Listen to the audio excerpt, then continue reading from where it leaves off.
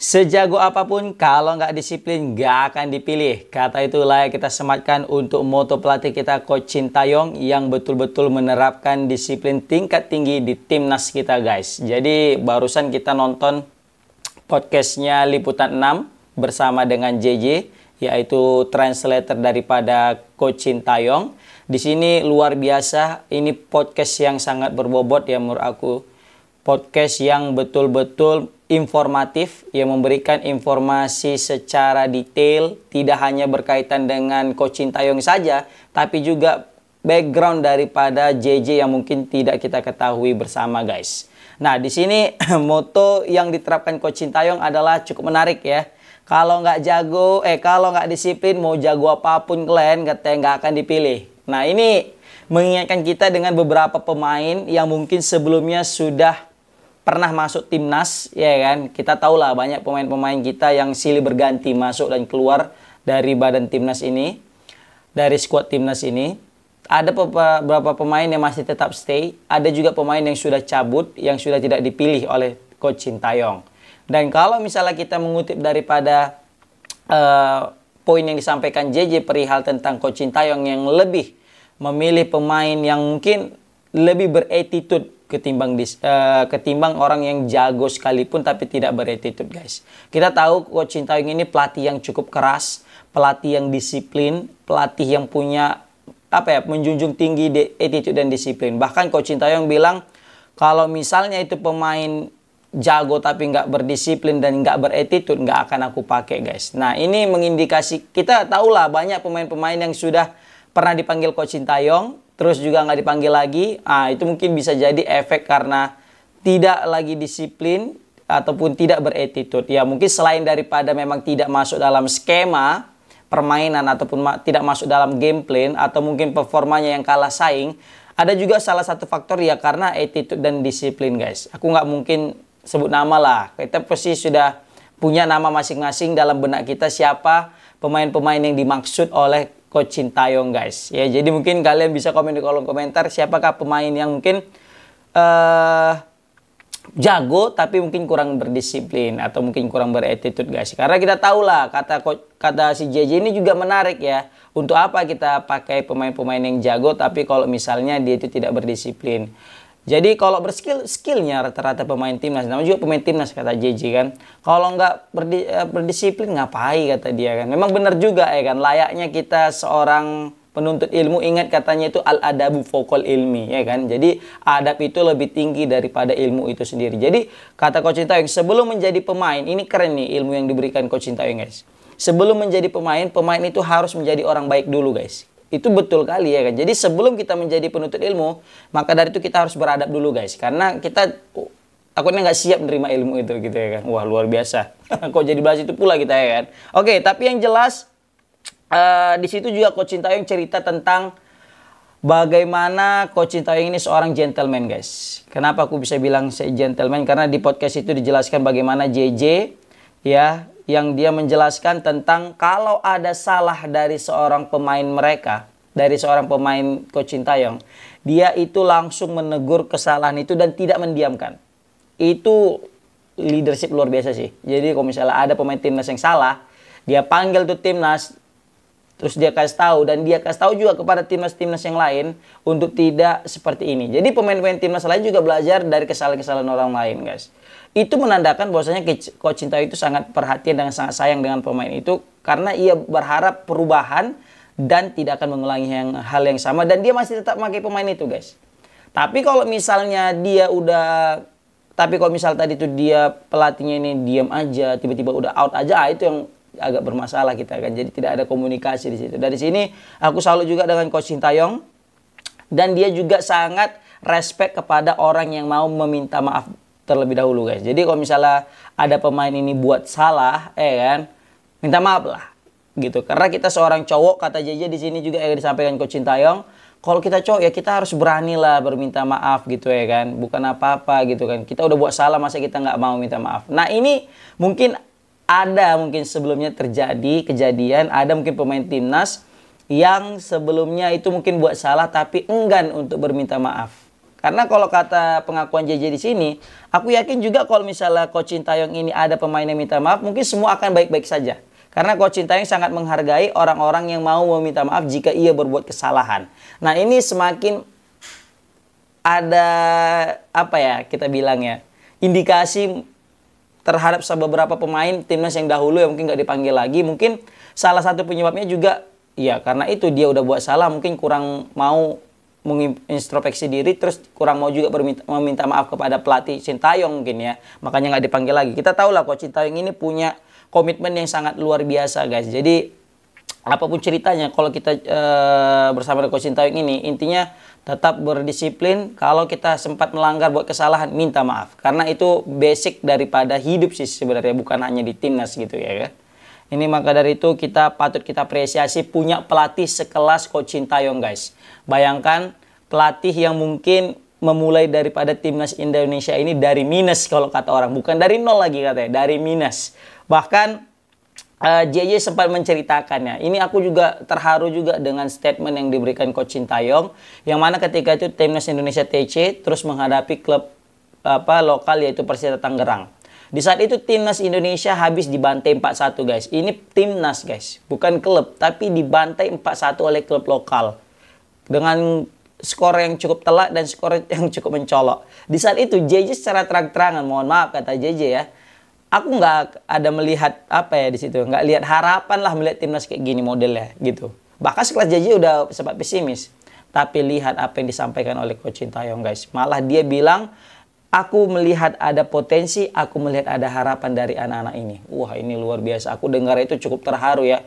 Coach Sintayong yang tahu dia betapa mungkin buruknya timnas kita, tapi dia tetap melihat ada sisi baik dari timnas kita ini, dan dia poles, dan dia berusaha untuk memperbaiki menjadi yang terbaik, dan alhamdulillah sekarang sudah mulai memetik hasilnya guys.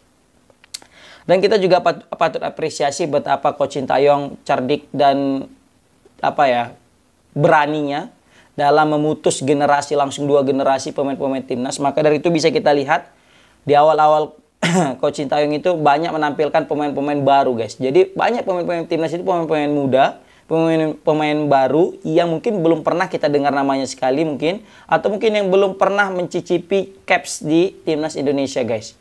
Jadi ini aku respect dan salut kepada Coach Sintayong yang mana belum pernah dilakukan oleh pelatih-pelatih sebelumnya. Karena mungkin pelatih-pelatih sebelumnya terlalu memikirkan hanya mikirkan jangka pendek saja, Piala AFF begitu contohnya. Terus mendatangkan pemain-pemain yang udah dianggap senior-senior aja. Apalagi juga dulu banyak kali coach online yang hanya memberikan masukan ini, masukan ini.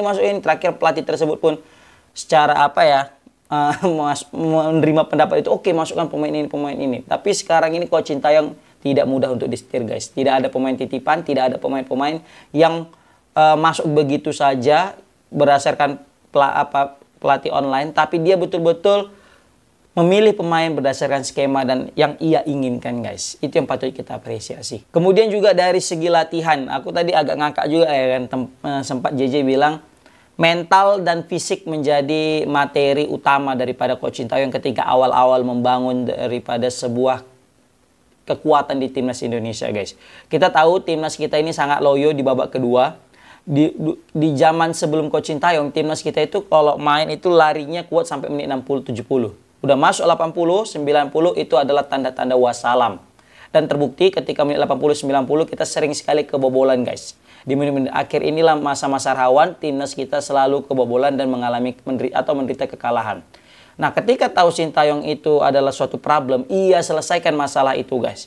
Ia langsung tahu di sini loh masalah timnas, dan dia langsung perbaiki dengan meningkatkan fisik daripada anak-anak timnas guys. Dan terbukti anak-anak timnas saat ini memiliki fisik yang luar biasa, dipaksa lari hingga sampai 90 menit dan tetap masih semangat guys. Bahkan ketika ada pertandingan extra time, pemain timnas juga masih sempat untuk lari semuanya guys. 120 menit. Kalau nggak salah lawan mana itu? Lawan Korea ya, kemarin itu U23. Itu 90 menit lari tuh, nggak ada obat tuh. Maka dari itu kita patut apresiasi daripada Coach Sintayong memberikan mental, melatih mental pemain timnas, melatih fisik yang betul-betul luar biasa. Maka dari itu sekarang nggak sembarangan tuh pemain lokal yang bisa masuk timnas. Pasti dia punya fisik yang luar biasa. Makanya kita tahulah kenapa selama ini dipanggil itu Marcelino, Pratama Arhan, Asnawi, Witan. Karena memang mereka selain daripada disiplin dan punya attitude, mereka dari segi fisik juga kuat untuk meladeni permainan atau mungkin skema yang diberikan oleh Coach Sintayong. 90 menit lari, 90 menit mereka bisa lari. Nah, ini yang menjadi salah satu kelebihan daripada pemain-pemain lokal kita ini, atau mungkin alasan kenapa mereka itu juga dipilih, guys. JJ juga mengingatkan tentang berapa tahun yang lalu ya, masih awal membangun timnas. Latihan itu betul-betul fisik luar biasa. Bangun jam 6 sudah mulai fisik, kata dia, bukan bangun ya. Jam 6 sudah mulai fisik, makan, latihan lagi, makan siang lagi, latihan lagi, makan lagi, gym lagi. Betul-betul meningkatkan fisik timnas Indonesia, guys. Maka dari itu bisa kita lihat hasilnya sampai sekarang. Baru juga ada yang aku sangat sangat apresiasi juga itu tentang Coach Sintayong yang bilang daripada jago tapi nggak mati-matian, bagus dia itu mati-matian walaupun nggak pala-pala jago kali lah, kata dia. Jadi Coach Sintayong ini lebih suka pemain yang mau mati-matian untuk membela timnas, yang mau mengorbankan segalanya, mengeluarkan segala yang ada, ketimbang dia itu jago tapi kayak biasa aja gitu, nggak mau totalitas gitu kan. Maka dari itu bisa kita lihat juga, inilah penyebab kenapa mungkin Coach Sintayong suka kali sama orang kayak Marcelino dan Asnawi dan Pratama Arhan. Karena kalau kalian lihat, guys, kalau mereka main, dikasih berapapun main, itu mainnya totalitas. Mainnya pasti selalu ngotot, mainnya selalu energik, karena memang sudah ditempa oleh Coach Sintayong, guys. Kalian itu main harus mati-matian. Karena kalau kita yang nggak matikan mereka, kita yang akan mati. Alias kalau kalian nggak bisa ngalahkan mereka, kita yang akan kalah gitu. Ini luar biasa mental-mental pejuang yang ditanamkan oleh Coach Sintayong kepada pemain-pemain timnas, guys. Bayangkan, guys, untuk apa kita punya pemain-pemain jago kalau misalnya nggak mau mati-matian untuk timnas ini? Wah, gila, itu merinding kita dengarnya, ya kan? Memang Coach Sintayong ini menimbulkan menanamkan sifat-sifat pejuang dari dini, ya kan. Makanya kita lihat pemain U23, pemain timnas senior, bahkan hingga pemain U17 hingga U21 itu udah mulai terbakar semangatnya karena ada pengaruh daripada timnas senior dan didikan daripada Coach Sintayong, guys. Walaupun di timnas U17 dipegang Coach Nova, di U21 dipegang oleh Coach Indra Safri, guys. Baru terakhir nih, aku juga respect kepada JJ itu sendiri, yang mana ia bisa ngontrol diri.